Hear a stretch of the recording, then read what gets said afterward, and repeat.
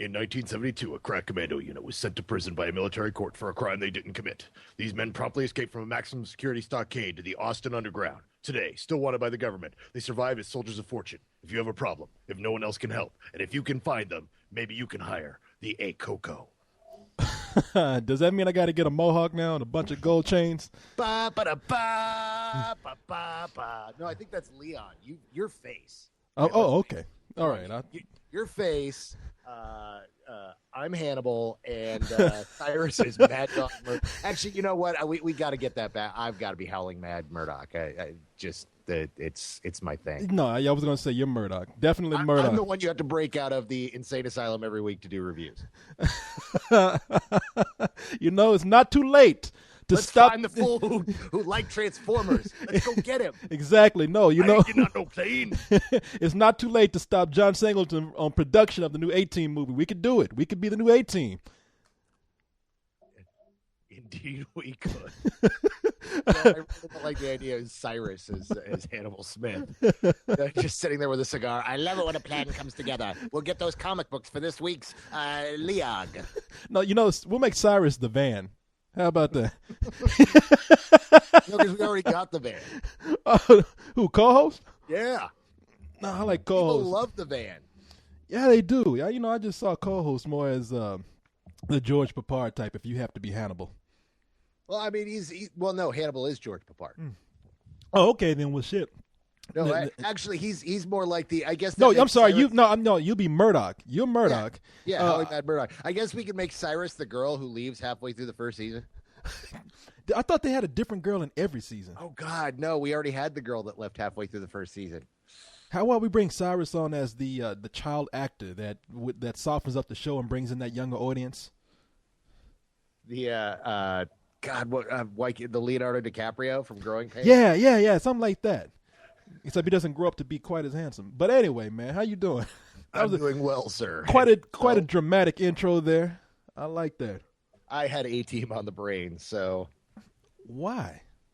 I don't know. You know how sometimes randomly some shit just crawls in your head and you're like, that's weird. I don't know why that's there. And then all of a sudden it's like, well, shit, I got to do something with that now or else it's going to be in there all night. Oh, man. It's funny that you should mention A-Team.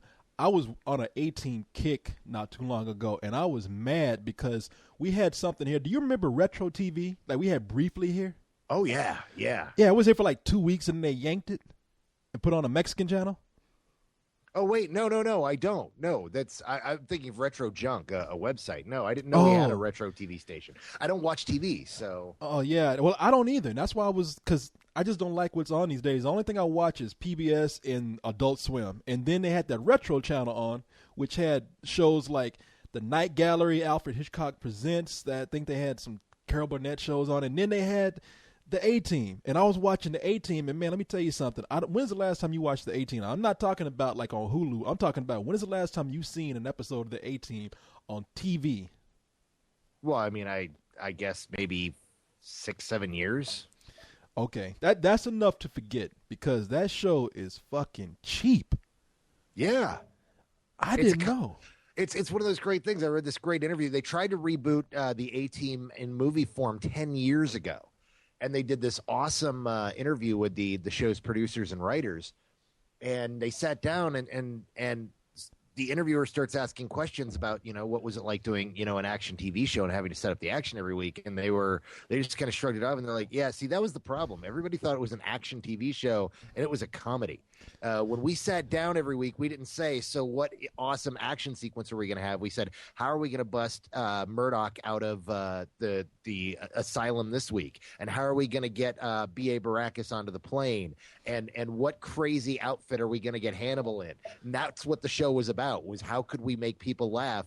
And then, we just ripped off the Seven Samurai from then on. That show was a comedy. I mean, they tried to like put some action in there, but it was always ridiculous action because the A-Team would always show up and they'd always fight these guys who just never had guns. Like they should have guns because they could have beat the A-Team easily if they had guns, but they always end up fighting with their hands and end up getting their asses kicked. And it was always B.A. Baracus, Mr. T, who came up and was like the scariest one that he hardly ever fought. He scared people off with a look Or else he do that move where he bunked two guys' heads together. But most of the time he's just looking at people like, and people like, oh, I'm not fighting Mr. T.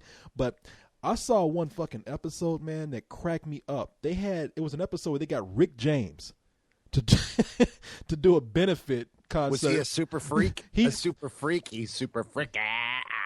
You gotta put that meow. Yeah, he zipped out of there like meow, never to be seen again. No, they had an episode where Rick James had to do a benefit at a concert because it was going to be a distraction as the A-Team broke in to break out. Who was it? It was another musician. Oh fuck, man, who Shaft? God damn it. He's a Isaac Hayes. I had to break in and break out Isaac Hayes. Black Moses. Except Rick James was Rick James in the episode. Isaac Hayes was like he was a fictional character. Oh, tell me he was Truck Turner. No, he wasn't. No, that would have been awesome. How awesome would it have been if he showed up as Truck Turner? That would have the A-Team. Oh, that would be great, but that would be too clever for that show. But you shut your mouth. I'm just talking about Shaft. Yeah, I'm just talking about Black Moses. But and the funny thing about it is, this is how I knew this show was so cheap. They're at a prison, and they're supposed to be like this prison where they got thousands of prisoners, and they got to break out, Isaac Hayes. So, as they are distracting the prisoners and having this concert, they filmed it so close to where they had like about 20 prisoners up front, but they had, of course, the sound on it was like making it sound like there was a huge crowd out there. And I was like, wow, man, this show has no shame, and people actually let this shit run from 1983 to 1987. Well, keep in mind, though, that we audiences weren't as sophisticated then as they were now. I mean, like a show like Dallas would never work in this day and age, and that was like king at that time. But now audiences look at it and go, wait a second, only one thing happened, and that happened in the last episode, and this episode is just all about people walking in and telling everybody else what happened. And then something else happens at the end of the show, and then the next episode is just about people walking in the room and telling people what happened in the last show. That's all this fucking show is. But at the time, people were like, this is genius. I love this show. It's great. Oh, yeah. No, it was the cheapest show, man. I mean, we were kids when it was on, and we were the audience. Well, I remember, like, some adults being into that show really crazy rednecks. Too. No, not just rednecks. My neighbor across the street, Mr. King, one of my best friends growing up, Rob King. Mr. King was a TV junkie, and he used to watch shows that like nobody watched. When they say that show got like a 1 share in the Nielsen's rating, so he was that guy. He was that one guy that watched it. Like I remember he took us to go fishing. And kids, I don't know if you remember a show called What's Happening. But they had What's happening? Yeah. Hey, Raj. You got to do it higher, like, hey, Raj. It's with Rerun, Raj, and Dwayne. Hey. Man. Man,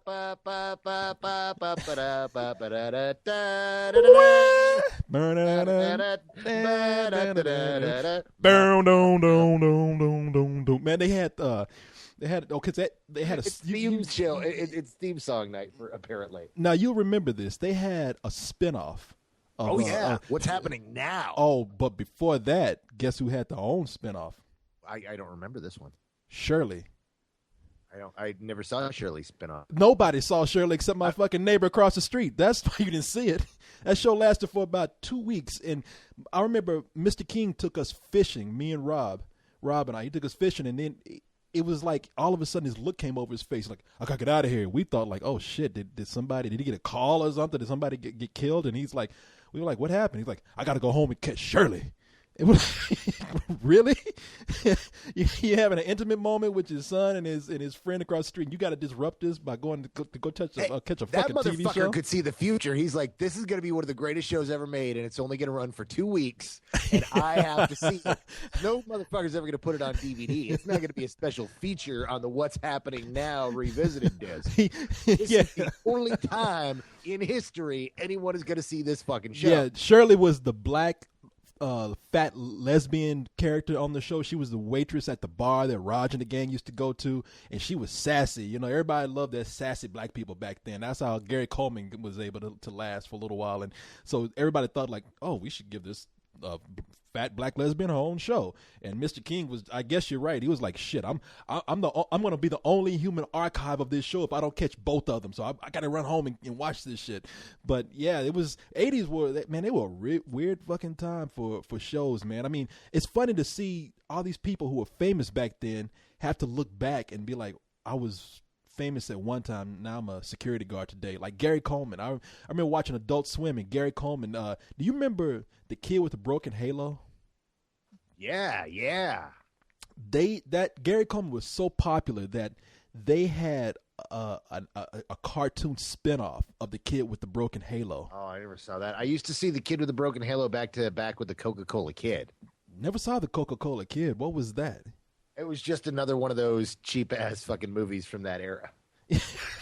All that shit was cheap. I mean, really, if you watch the A-Team today, and like I said, if you watch it on Hulu, it might not be as obvious, but if you watch it on TV, it looks like everything is made out of cardboard. I mean, I remember there was a soda machine that they had to like get something out of, and that shit looked like it was about to fall apart when they reached for the can. I swear that fucking van was made out of cardboard. You were waiting for all four sides to fall off as they were riding down the street. It's amazing what people used to fall for back in the day, man.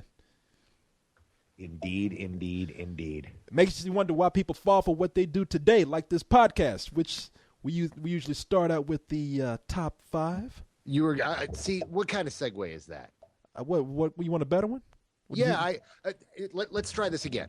Okay. Man, people will fall for anything in this day and age. Kind of like the number 1 movie this week, which brings us to the top 5. Brought to you by Bill. See, I'm not surprised that people fell for this shit. I mean, hey, you know what? But they did, and that's the point. It's same old shit with bigger effects, but we'll get to that in a little bit, like you said. Let's go with number 5, though. Number 5 movie of the week, brought to you by the Shirley theme song, which nobody remembers. Except Mr. King. Let's see. Speaking of people from the 80s, Michael Jackson's This Is It is still in the top 5, has grossed $68.2 million so far, brought in $5.1 million this weekend. So how much has it grossed? $68.2 million. Oh, that's that. This is the 3rd weekend of its 2-week release, right?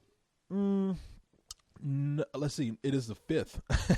I guess if you count when it was in limited release, because I'm looking at 5 weeks in release, but plus it was released all around the world, and probably before it was released here in America. So yeah, it's grossed a lot of money so far. Actually, it's reached 100 million. Well, probably at this point over 100 million worldwide. So the movie's doing pretty well. People still got a thing for Michael Jackson. So let's move up to number 4. For the time being. Brings us to the number 4 movie of the week. This is what I'm hating about Austin, man. Austin is just fucking behind on everything right now. And this movie, Precious, based on the novel Push by Sapphire, they're actually making that the whole title right now.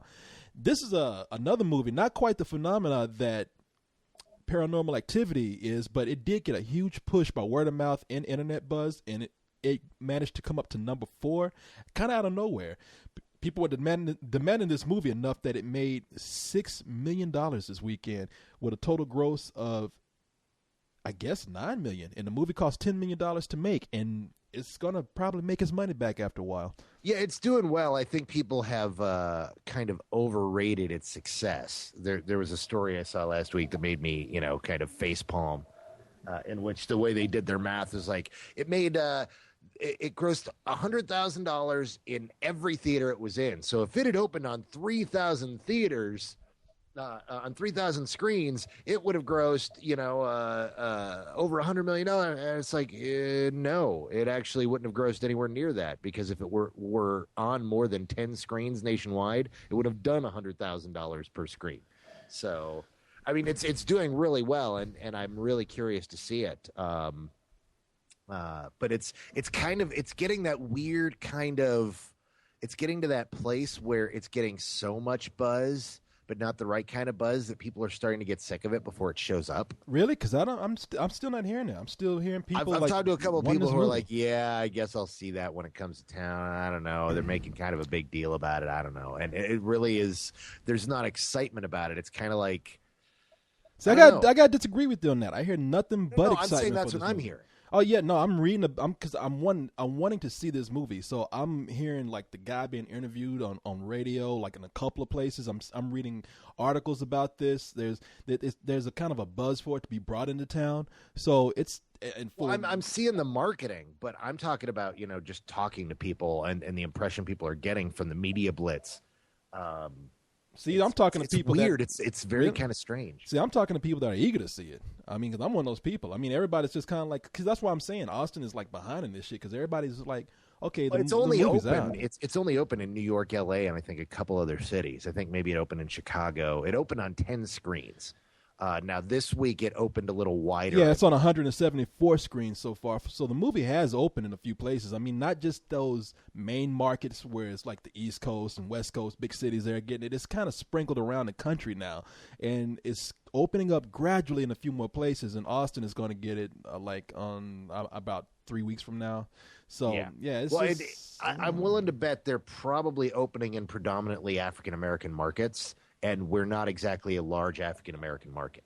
I could see that. Now I could see that with it, but yeah, in the movie, I mean, like you say, the movie's getting buzzed out right now because of some of the performances they have in the movie. I mean, this is probably one of Monique's, and I know I never thought I would hear these words come out of my mouth, but Monique gives a great performance, and a lot of people are almost talking about like some sort of Oscar nod for her because she delivers such a great performance. I mean, who would have thought Monique would have been capable of doing that? So, yeah, I'm just curious to see it just because of the performances, if nothing else. But anyway, the movie did strong enough to enter the top 5 this week at number 4. So moving on to number 3. Number 3. Those men are still staring at those goats in the same place they were last week at number 3. Awesome. It is The Man Who Stared at Goats that brought in this weekend $6.2 million, has amassed $23.4 million so far, and the movie cost $25 million to make, reportedly. So that's another movie that's doing pretty well right now. Yeah, I'm really happy to see that it's doing decently. George Clooney, I love Clooney, a big Clooney fan, and he gets behind these weird films, these films that aren't for everybody. And I hate to see when they bomb, because it just said, it's kind of that message, hey, George, stop making that and start making more mainstream stuff. And that's not what I want to see. I love the fact that George Clooney's always experimenting, always putting his name behind some pretty powerful stuff and doing cool stuff like this. And to see that people can't say, oh, well, it bombed like Men Who Stare at Goats. I like the fact that it's at least going to be profitable. Yeah, no, George Clooney he has some integrity when it comes to film. I mean, let's not forget he directed that odd movie Confessions of a Dangerous Mind about Chuck Barrett. Well, Chuck Barris of the Gong Show. Is that his name? Yeah, which is a movie I liked a lot, man. And did he direct Leatherheads, or was that somebody else that directed it? No, he directed Leatherheads, not one of his strongest films. I mean, I like that film a lot. See, I wasn't crazy about that movie, man. But a lot of people split on that. But yeah, George Clooney directed but that's that. what I'm talking about. Like Leatherheads was kind of something that everybody, it didn't do as well as it should have, and so I wanted to see. I like it when he experiments and ends up with cool things, because I do like I like Leatherheads quite a bit. Yeah, I mean, I'm like I said, I'm not arguing with you on that. I wasn't crazy about it. I kind of saw why I did leave the theater so soon, but I still admire him as a director. I mean, I think he's one of those guys who does take chances. He is a daring director, and you know what? For a guy that has the Playboy reputation that he does, I got to give it to him for, like I said, having that integrity when it comes to film. He hasn't bowed down to that success that he's garnered yet. He's not a typical like handsome guy star. So, anyway, number 2. Number 2. Do you know what that is? No. It's A Christmas Carol. Still in there. Excellent. I don't think it's going away anytime soon. This is going to have a longevity in the top 5, being that it's the Christmas film to see this Christmas. Let's see, what do we have coming out soon? Like in like for children's films or family films, we got some stuff that's coming out. Oh, we have some stuff coming out, but not that's holiday related. Because here, Thanksgiving weekend, people are going to want to be in the Christmas mood. I guarantee you there's a bunch of people waiting to see A Christmas Carol on Thanksgiving weekend with the family. Maybe even on Thanksgiving Day. I would actually be surprised if something else blew it away for the number 1 film. because that would be the film to take the family to go and see. But yeah, we've got Fantastic Mr. Fox coming out. We've got the Aberrant Planet 51. God, I think we've got some. Yeah, some of these that we've already seen. So yeah, I was just curious to know what was coming out in way of family entertainment that would take away from that. But yeah, I can see people going to see that over the holidays. It's the Christmas film this year. Even though the movie got like a lot of bad reviews. Sure it did. But bad reviews don't do anything to necessarily kill the box office, as evidenced by our number one movie this week. Well, just before we go, let me say that the movie is doing all right. Christmas Carol brought in $22.3 million, has raked in $63.3 million, and I know at least the filmmakers in the studios are hoping that, or the studio that released it, which is Disney, are hoping that you're right, that it will do well over the holidays, because the movie, again, reportedly cost $200 million to make, so it's got a long way to go to get his money back there. But, all right, number one. The number one movie of the week is 2012. Shit. See, okay, first of all, the movie, massive hit, brought in $65 million its first weekend. Again, it's going to take a lot to get his money back, which is $200 million, but that's the budget on it. But not a bad opening. I can't disagree with you that this movie is a piece of shit, but to me, it's an entertaining piece of shit. I laughed through that whole thing, man. I had fun with that movie. I was so fucking bored. I didn't laugh but once. The one time I laughed at a really terrible line, but I kept sitting there going, this isn't as bad as The Core, so I can't love it for being one of the most awful things I've seen in a while.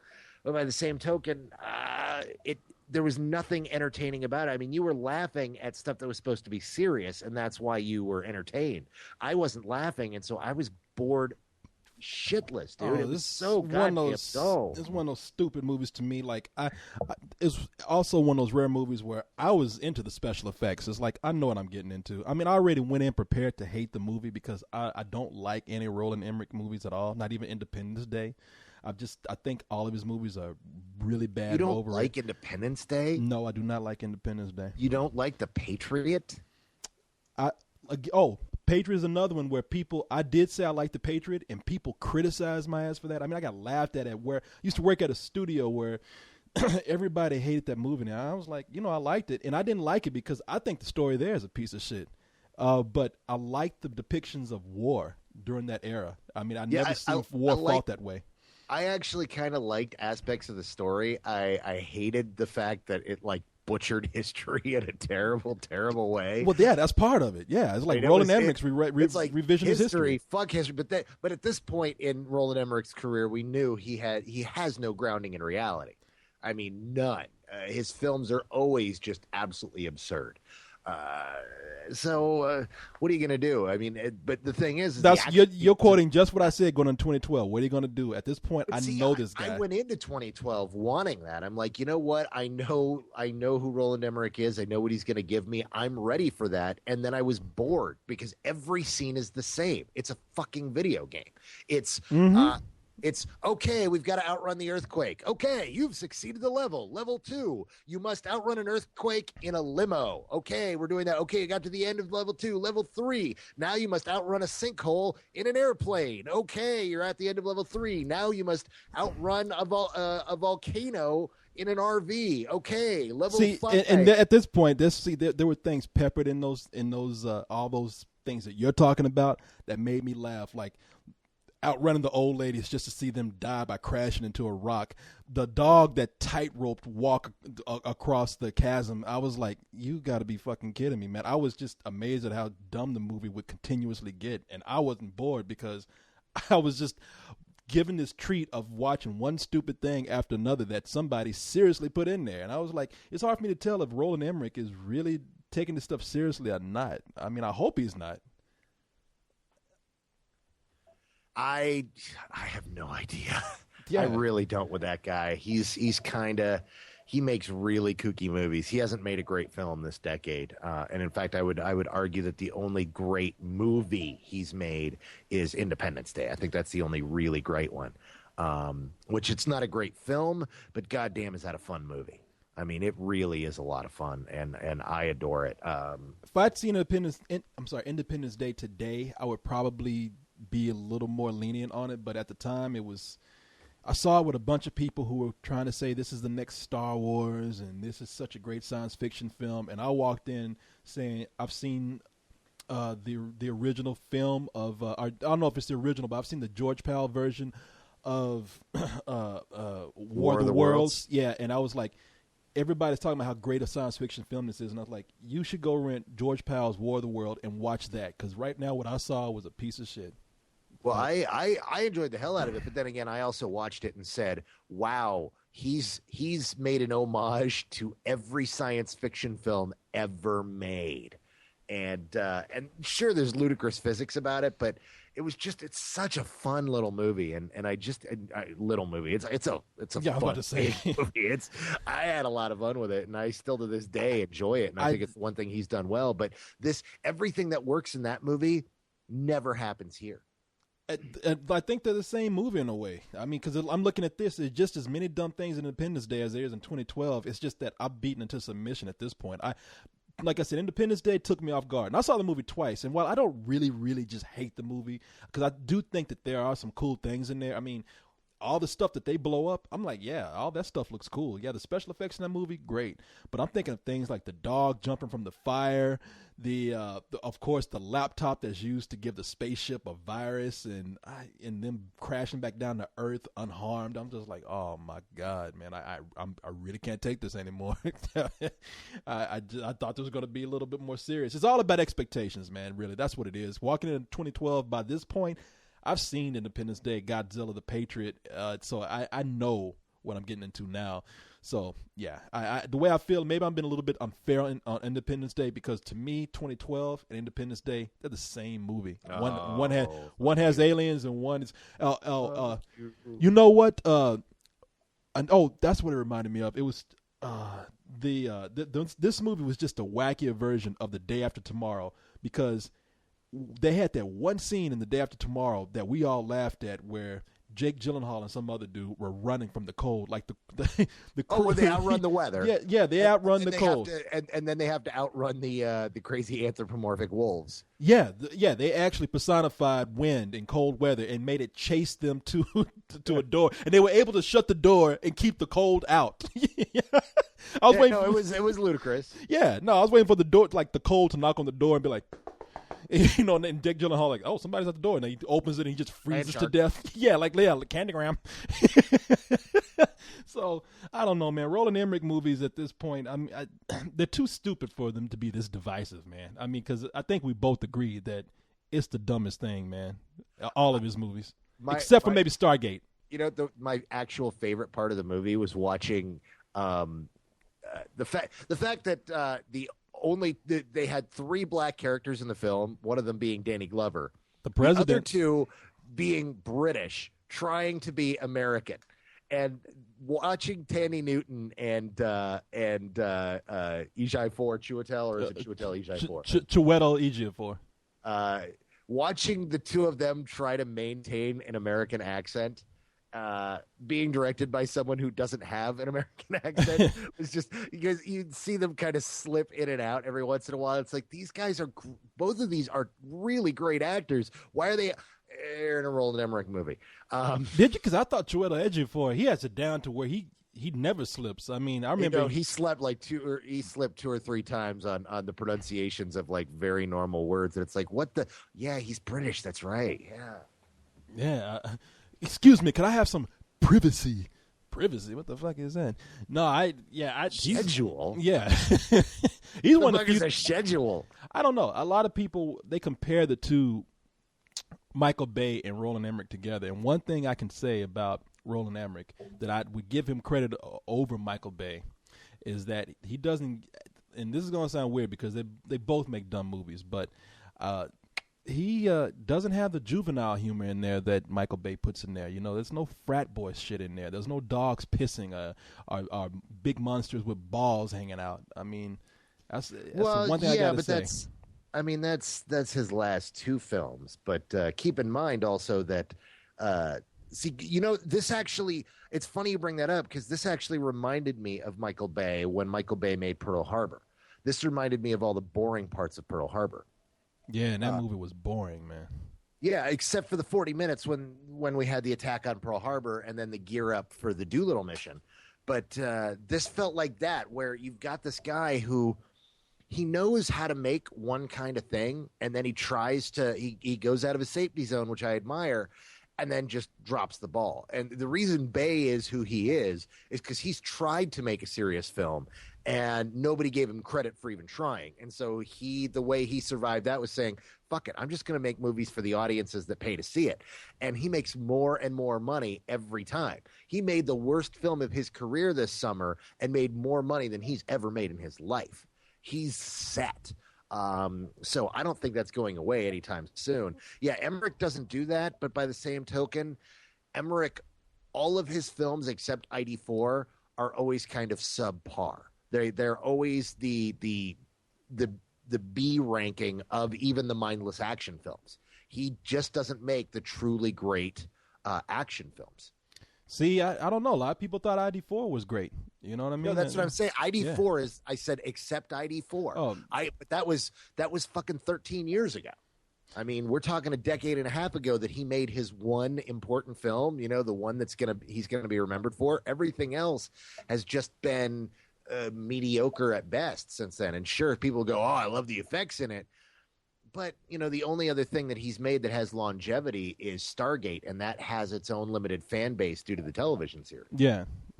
I've never seen Stargate, so, The movie? No, I haven't never watched it before. It's not a bad movie. It has issues, being that they wanted to make a 3.5 hour movie and only, they had to produce it independently, so they cut an hour and a half out of it, and it feels like it's missing an act. Yeah, a lot of people tell me that's probably his best movie as far as a story goes. I mean, I've never seen it, so I can't judge. I hear that it's kind of boring too, though, in the middle. But as far as like it has its issues. It's in fact, my wife summed it up best for me years ago. She walked out of the film and she really, really liked it. Her and her friends all walked out of the film going, yeah, it was a lot of fun. And like 10 minutes later, they're like, what did we just watch? Oh, yeah. Yeah. Now that I think about it, that was kind of a stupid movie. And they start talking about it, and by the end of the conversation, none of them really liked it anymore. It's one of those films that the minute you give it a second of pause, everything that's good about it evaporates. Yeah, that's the complaint I've heard about it, too. Like, it's just, there are these long moments where it's just dull. So... But hey, spawned a TV show that went on for a few years. Movies sounds like it's a few years. It is the longest running science fiction television series of all time. Really? That show ran that long? Yes. No, that's the one thing that it has to its credit is I'm not a fan of the show, and even people who are fans of the show talk about how hit and miss it is. But it is the longest running science fiction show in history. Once it started up and started going, it passed everyone. It passed Next Generation. It passed Quantum Leap. Star Trek's easy. Star Trek was only 3 seasons. But once they got past Next Generation, it was like, dude, this thing's really kind of going on.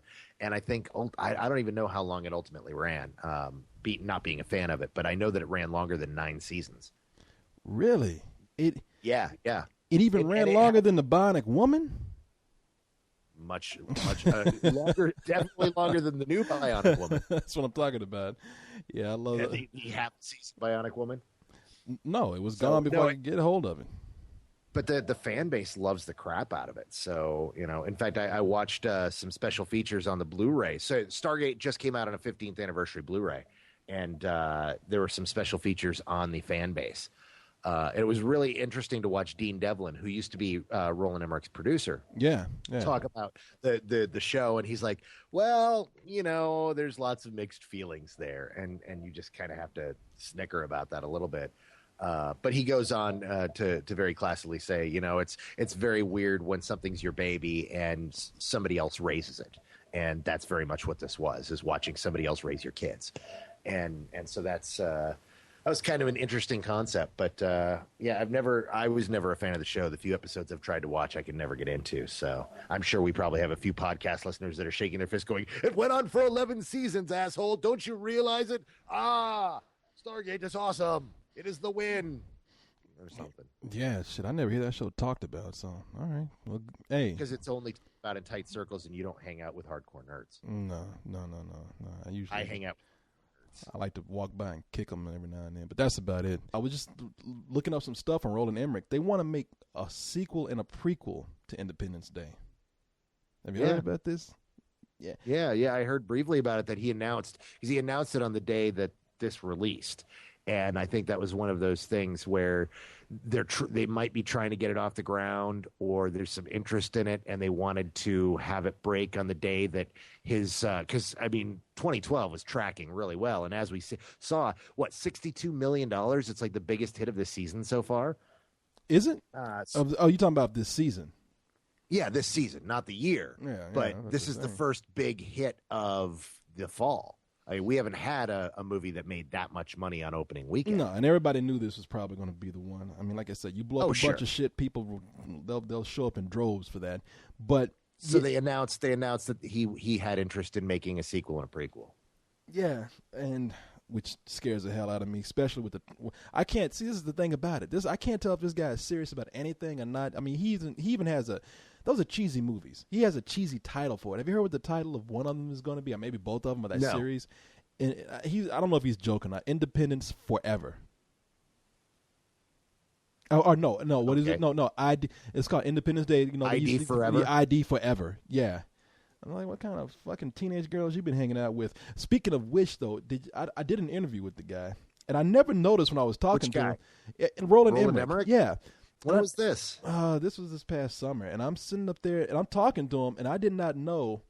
I didn't notice because it was sort of like a red carpet thing, but it was cool. He stopped and talked for a little while, and he is very flamboyant. I didn't really even know because I'm looking through the lens of a camera. We're rushing to get things done, and I put up the interview on Friday for a little while. I might put it back up this week because we had a lot of stuff coming into the carousel, but. My face is falling into my palm right now. I want to hear the rest of the story. Keep going.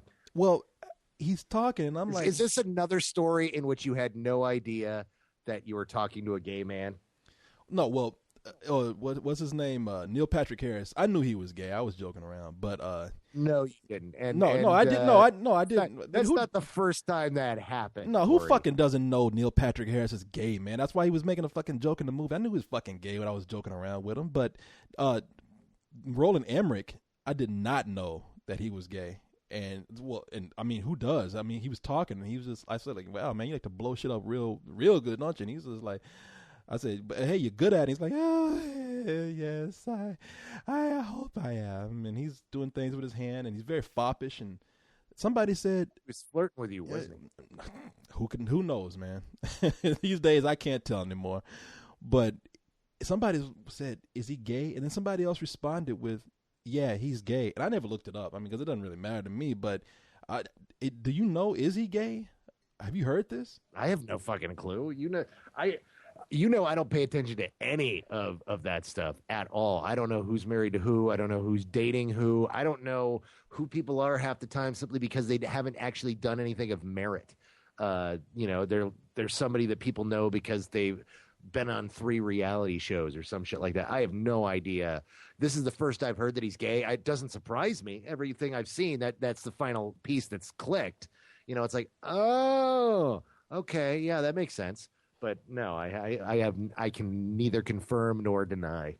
Well, it just I watched the interview again. It put it a whole new light. I was like, wow, well, he is very fancy in this interview, and I was like, okay. It's just funny to see like such an effeminate gay man who loves to just blow shit up the way he does. I mean, I don't know what that says, but it was just like, I wonder if there's some compensating for something there. I don't know, but anyway, yeah. I'll probably put up the interview again this week, and you can see it. Just like I say, just puts in a whole new light when you're watching. I mean, like, well, I can definitely see if he is. But all right. Anyway. What time is it here? You want to do some email? Well, Yeah, I do. Here in 1 second. There's actually something I'd like to say about that whole sequel thing, though. Oh, go ahead. You know, I'm not against seeing a sequel to Independence Day. I was thinking about this when I first heard about it because, some friends were kicking it around. It's like, how could you fucking make a sequel? And I'm like, well, what you do is you set it 15 years later where, it's that way we've explained why everybody has aged. But the thing is that we've studied the technology. We've been able to duplicate the technology, and the aliens come back again. The second wave show up, but now we have their technology and we can actually have a full-on war. And you just take it into space opera, and you just go into a crazy alternate Earth where we have spaceships and space technology, and we've got to defend the Earth with an army of space pilots led by Will Smith. Given this guy's track record, first of all, it's a war led by Will Smith, who's cracking jokes the whole time and shit. And second of all, it's Roland Emmerich. I mean, this will be an opera of just stupid proportions. Well, now you have not seen Stargate, so you haven't seen that Roland Emmerich actually knows how to, in a manner, direct space opera, because that's all Stargate is they walk through this magic portal that they found, and they end up on another planet and end up with what they were gunning for was Lawrence of Arabia meets Star Wars. And the only problem with the film is it feels like that. Now, I'm not saying it would be a brilliant film, but if Roland Emmerich wanted to make it, I'd kind of want to see that movie. I'm not against it. Hey, look, if he can improve on it, that's fine. But at this point, like you said, with Michael Bay, the thing is, blow shit up, make some money, get on out of there. Unapologetically get on out of there. And that's what I'm afraid that would happen with these. I don't think, with opera, at least there's some sort of feeling of emotion there. I don't think I get that at all, in any kind of prequel or sequel to Independence Day, as long as Roland Emmerich's directing it. And again, nothing against Roland Emmerich. I mean, hey, make your money the best way you can. You do what you got to do. But I don't know. Hey, but you know what? Like I said, I'm not against anything being made. I don't judge things until they come out. Yeah. Am I curious? Sure. But do I think it'll be what you're saying is gonna be? Nah, not really. Even though I'd love to see that. So. Right on. Well, why don't you go ahead and read an email? Oh, you don't want to start reading email? I thought you were the. No, I really like doing the Twitter thing, but you go ahead and read the email, and then we can get that out of the way. Because you always want to read an email, but my questions are always shorter and don't require the preamble that come with the emails. Let me see. I was not prepared because you usually start out with the Twitter first. Okay, well, I'll go ahead and start. Especially since my. Okay, yeah, go ahead. Here's an easy one. All right. Boras69 ass. Is that Boras like somebody bored into his ass, or is that like Borass? Oh, Boras the animal. Okay, all right. Boras69 ass asks, "Death to Smoochie, classic or dud?" Well, if you ask me, I'm gonna say dud. Yeah, see, this is I brought this up in particular. Many of you folks don't know, but one of the big things back in the day when we used to do our TV show was the fact that all three of the rest of the crew hated this movie, and I loved it. Well, the movie does have its own following. I give you that. Yeah, and the thing is I wasn't alone, but I sure was in the minority. I love this film. I think it's a cult classic. I have it on DVD. I pull it out once every few years, kick back and watch it. It's just so fucking bizarre. I love the world it goes to. I love the comedy in it. But I certainly acknowledge that it's not for everyone. It's a cult classic. I wouldn't call it a classic, but it's a cult classic. It has that small percentage of people who are just wrong in the head enough to like it. Yeah, I still don't like the movie. I saw it. I actually gave it a chance. I saw it about a year and a half ago. It was on TV somewhere, and I stopped. I didn't catch it at the beginning, but I stopped and watched some of it, and just not my kind of movie, man. I just don't like it. But like I said, the movie definitely has sort of a following out there. I don't know how big it is, but hey, what am I going to tell you? I'm not here to influence people. You like what you like. It definitely appealed to some people. It just didn't appeal to me. But I support people who do like what they like. Are you done with that? Well, that's that question. Yeah. Okay. Did you find another question, or yes, I I have did. more? I have a whole slew. I did. Well, hit me, baby, one more time. This is from John, who says, I was wondering, do you guys think that we will ever be able to capture the beauty that Sergio Leone was able to do with Westerns back in the 60s? And I would say he really wants us to answer that question. He tweeted that to me last week, and he just tweeted that to me about 5 minutes ago. Okay, well, since you want that, you were working to get that question answered, so I'm gonna go ahead and answer it for you. Yes, I mean, if you watch Inglourious Basterds, Quentin Tarantino was actually able to capture elements of that in his movie. Now, whether they bring that back in a full-fledged Western, I don't know. I mean, I'm not looking for a Sergio Leone ripoff, so I'm not asking that anybody repeat what he has done. But you certainly do have some inspiration from that. And at the beginning of Inglourious Basterds, where you got the guy who's hiding the Jews, seeing the Nazis come over the horizons, that was very Sergio Leone-like. So I even think right down to the music. But how about yourself, my man?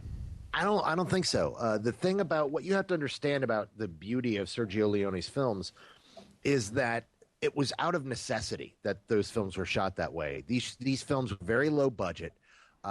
They were bringing over American actors, sometimes second-tier American actors, to be in these films. Certainly American actors, not A-listers, to come over and star in these films. And they had very little money. The one thing they had going for them was they were shooting out in the middle of nowhere and could get large shots of undisturbed country. And so that they could, since they had these actors who weren't, really big, they could often have them ride across this desert, which would take 5 minutes to get across this thing and shoot it and get that perfect shot and get that sweeping epic feel. And so they used that. And that's something we don't see today. Because, well, for one thing, it's a pain in the ass to go out in the middle of nowhere and shoot. And secondly, that's not what impresses audiences. Audiences have gotten very, I mean, ADD is the term that people use. But audiences have become so sophisticated that they want, when they sit down to watch a movie or television, they want it to be bam, bam, bam. They want constant stimulation because they've had it before, and they acknowledge that that's how a good film is that a good film has something to offer you all the time, not 5-minute long shots of a guy riding across the desert to fill some time. So I don't think we're ever going to see something like that again. I think that's just a great aspect of a wonderful period of filmmaking. Yeah, I say I don't know if they're talking about the pacing or duration. I mean, because there are some movies that are able to find today those same kind of landscapes. If you look at what Spike Jonze did with Where the Wild Things Are, they were able to shoot in, I believe, Australia, and they have that scene where New Zealand, I think. New Zealand. Okay, it was one of those places, and it was Max is walking across a desert landscape with one of the creatures, Carol, and that's why he wanted to shoot with one of the main reasons why he wanted to shoot with people in costume so they could actually blend with those elements. So you see this undisturbed desert with these two small figures walking across the landscape. And I don't like, that's what I'm saying. I don't know. It's kind of a broad question because you just, you gave one answer and it's a very valid answer, but like I said, I don't know if it's in the context of another Western, or if we're talking about, like you say, the pacing or the length of a shot. I wouldn't constitute what Jones did as anything like what Leone did. Like he has his actors in that element for a brief shot, but it isn't at all Leone-like. What Leone liked to do was he would open up with a very wide shot and go, look, there's nothing for miles. We are in the middle of nowhere. And then he would either slowly zoom or he'd crash zoom into the guy from a distance, and then we'd have some other cut that cuts over, and now we're walking with him. But we'd get this impression that, look, this guy's out in the middle of fucking nowhere, and isn't it beautiful country? And that's not at all what Jones accomplished with that shot. He was trying to make it more fantastical, and it wasn't the same. It didn't at all feel like Leone. Yeah, I don't know. Like I said, it's one of those questions that you get a different answer for it from depending on perspective. Because it was a beautiful shot. It was a shot that was very wide out in the middle of nowhere. I mean, it could be compared to other things too. That could be called like the Lawrence of Arabia shot or something. But I like I said, we got two different perspectives on that too. But I see what you're saying. You got a question though? Yeah, actually, I do. I've got a number of them. This one is from Shazari. And Shazari says, I've been having a shitty week. So on a Coco, can you please, no matter the subject, answer my question? No. No, we can't. Thanks for writing in. We appreciate it. And you have a good week. Hope that makes your week better, Shazari. You really not going to read his question? No, I've been messaging back and forth since. He asked another question, and we've answered it about 1 million times. Oh, well, just tell me what the question is. I'm not saying we have to answer it, because if it's one of those, what is your favorite something, I'm going to lose my fucking mind. What are your guys' favorite animated films, and why are they your favorite? See, this is why I messaged you back and said, hey, we've answered that question like 1,000,000,006 times. Yeah, no, I know. I just had to hear it. Just was curious. People, you got to stop at that. What's your favorite? Me a question every week, and I apparently, I guess I've never answered his questions in the past. But now we've answered your question. Yeah. Next. Okay, here's one. Who are some of your favorite new directors to emerge, excluding Neil Blomkamp? And that, of course, is by, oh, wow, I just completely lost where I was. That is by Director 91. All right, I'm like I said, I'm not a big fan of what are your favorite something, so I'll let you answer that. If I think of something, get some inspiration, I'll come in and answer it, but you go right ahead. Yeah, my favorites to emerge lately, Jason Reitman. I think is a really great, powerful new voice. His third film, which we haven't really been able to review yet, I think is really fantastic. I think he's going to be a voice that's going to be around for a while. I like him a lot. I think J.J. Abrams really proved himself with this last film with Star Trek, and he is also going to be someone that we're going to be following for a long, long time. And that's all that's coming to mind right now as guys to emerge in the last few years who are my favorites. I mean, Christopher Nolan's been around for a while, and everybody just finally figured out he's a fucking genius. I'm glad that everybody recognizes him as top tier now. But yeah, those are the guys who are really, really exciting right now. Yeah, there's always new people coming out with innovative films, or they have their own signature when it comes to filmmaking, or they just show a lot of promise because they manage to do a lot of visually interesting things in their movies, or they take a genre that we think is getting old or stale and they manage to flip it around and do something new. And then there's people who capture all that, and I think Ruben Fleischer is the guy that's probably going to be that. There's somebody that has made one movie that I love, and that is the director of Zombieland.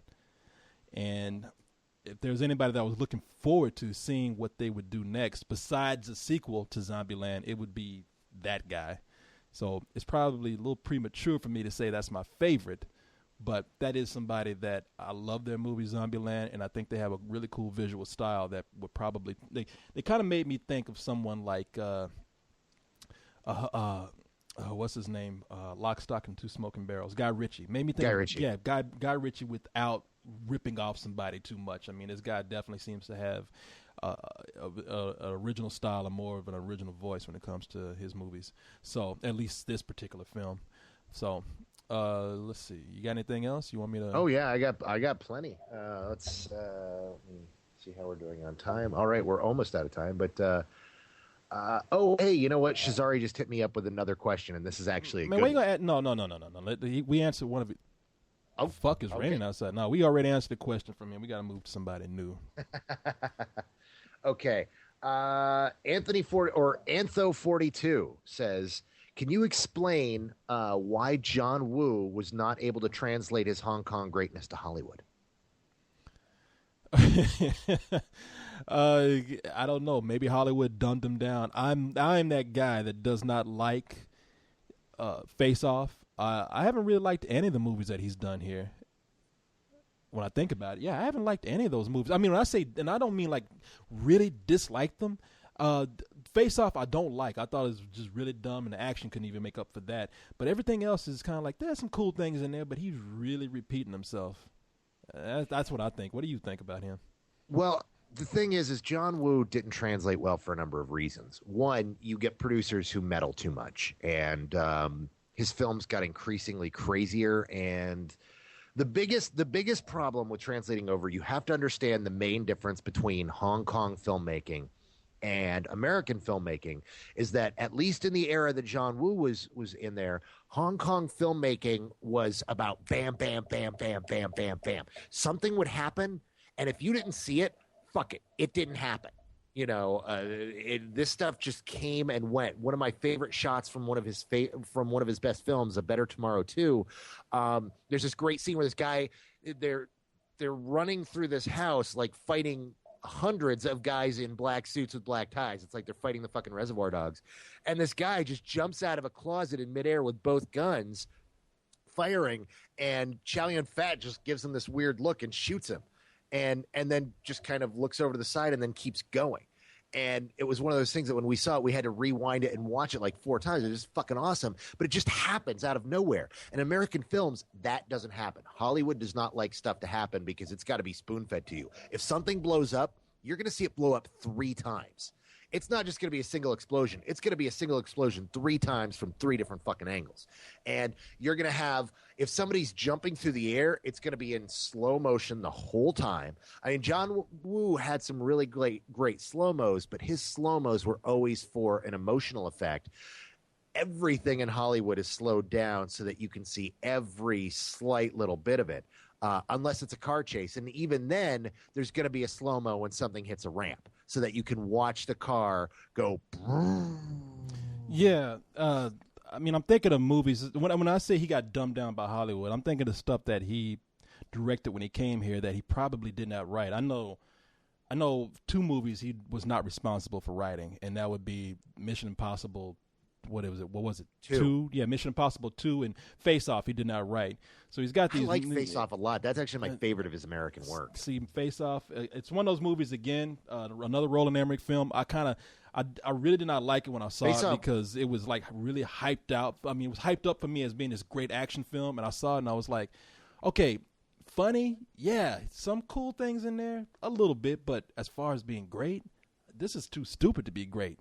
I'm not even gonna go like step by step and point out why this is dumb. I mean, everybody who has common sense can see it, but he didn't write those movies. So I'm looking at this and thinking like, okay, he took a dumb action film and directed it. Where he comes into fault is that, like I say, he has to put his own elements in there, like the Mexican standoff with the guns and doves in every fucking movie. Come on, man. But that's one of the 5 Wooisms. There are 5 Wooisms that you will find in every John Woo film. In fact, you can make a drinking game out of just the 5 Wooisms. You've got doves. You've got a Mexican standoff. You've got guys in helmets doing stunts. You've got helicopters, and you've got exploding barrels. Every single film John Woo makes has to have these 5 elements. And if they don't have these 5 elements, now there's also the why of it, the sometimes why. Most of his films also have motorcycle stunts. Yeah. But just most of them, not all of them. But those are the 5 Wooisms, and you got to have those in every film. A John Woo film without a dove is like a girl having sex with you and keeping her shirt on. It's like, what are you thinking? That it doesn't work that way. And, how dare you, sir? How dare you insult the doves? I'm sorry if I'm glad to see that he's keeping doves working. I'm sure he's keeping it real for the doves, man. The doves, the pigeons, they are. In fact, in this recession, doves are out there saying, I can't wait for this next John Woo movie to come out because we need some work. But when you say it's a Wooism, for me, I say it's a guy who's run out of shit to do. I mean, really, he's grow. Been doing the doves since 1987, and they've been getting worse and worse. And it's like, come on, man, grow. There's no creative way to use these doves anymore. Grow. It's called growing as a filmmaker. It's a signature. It's a flourish. It's not like he can't build a film without putting doves in there. It's him trying to find a way to put doves in there every time because that's his signature. When you see doves scatter in a film, it's either a John Woo film or it's making an homage to John Woo. Well, to me, when you reach the point of self-parody, that's when you stop that signature. It's not like, I mean, even Alfred Hitchcock had the sense to like stop putting himself in certain movies, or at least doing it in creative ways. I mean, you want to take somebody as a signature. I'll just go back to the classics. You know, Alfred Hitchcock put himself in a cameo in so many different movies, but you know, you say, okay, he's doing that every film. What's the difference between him and John Woo? Then it's like, well, he found creative ways. There's a lot of differences. No, I'm talking about as far as putting a signature in something. It's like, yeah, Alfred Hitchcock found creative ways to do it every time, and it almost made you guess, okay, how's he going to do it here? With John Woo, it's the same thing every time. Doves just kind of flock out of nowhere. It really, like I said, self-parody. That's why it doesn't work anymore. So that's me. You know, you got to get over some shit sometimes. But that's me. But I tell you what, I'm looking forward to his new movie, Red Cliff.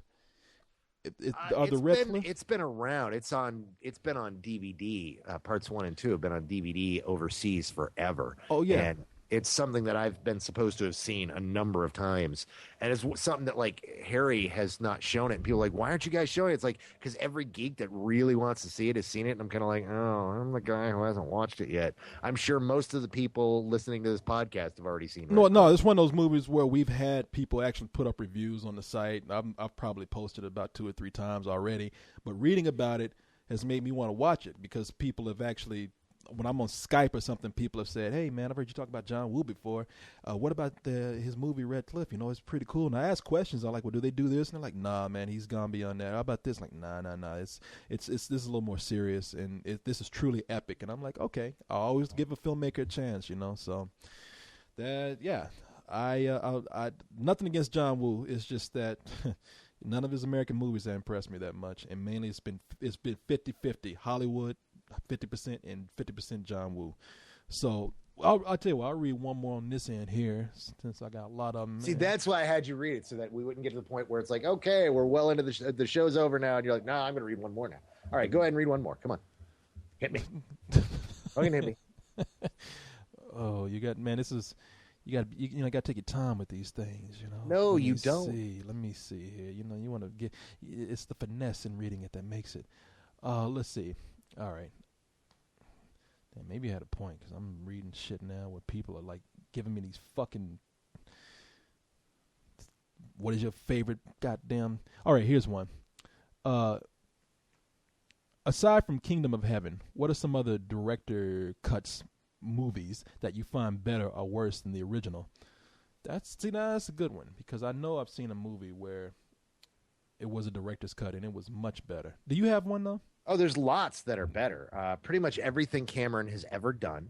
If James Cameron has a director's cut, that's what you watch. Yeah, Aliens, their director's cut is much better. Yeah, same way with Ridley Scott. If there's a director's cut, that's the one to watch. Alien, yeah, the Alien director's cut is great. The Gladiator director's cut is incredible. The one I hate, the director's cut that just there are 2 director's cuts that I loathe. One is Donnie Darko. Oh, that one was bad, man. You're right about that. Terrible. It was that thing that plus Southland Tales proved to us that Richard Kelly needs to be reined in, that he's a brilliant guy, but he's not great at going off on his own. He really needs somebody there to say, no, Richard, you can't do that. The other one I really hate is Chronicles of Riddick. Now, I really like the movie Chronicles of Riddick. I think it's fun space opera. I don't think it's great, but I think it's cool, and they were playing with a lot of cool ideas. But the director's cut, the whole point of that movie is throughout the first half of the movie, is Riddick or isn't Riddick a Furian? And that's the thrust of the entire first half of the movie. Is he really a member of this almost extinct race, or is he not? And all of the tension of the film builds up with that for the first half. And in the director's cut, he has a dream where he's told he's a Furian in the first 5 minutes of the film. I remember none of this because I hated that movie. You never watched the director's cut. That's why. I saw enough in the non-director's cut. Because I was like, I can't wait for the director's cut. It'll be a great. And no, it actually. And the problem is that he keeps that tension building stuff of is he or isn't he, and you're supposed to care when you already fucking know. and it's really ludicrous, and I hate that director's cut of that film. It's a version you should not watch. If you ever watch Chronicles of Riddick, you should just watch the regular version. So yeah, and this is Skelling Jack 154 that gave us this question. One director's cut that I saw a few years ago, CBS was really cool before we had all these DVD releases and whatnot. They were really cool about showing you director's cuts on television. I mean, they took out some of the swearing and whatnot, but they put in scenes that were cut out. That's how I saw Aliens first, where they put in the scene with the turrets, and there was only one thing that's missing from Aliens that has not been in any director's cut, and they've actually shot it, and I hope that they actually maybe put it in something one day. I don't know if you've ever heard this, but there's a scene in Aliens where Ripley runs across Burke, I believe, the corporate guy played by Paul Reiser. Paul Reiser, yeah.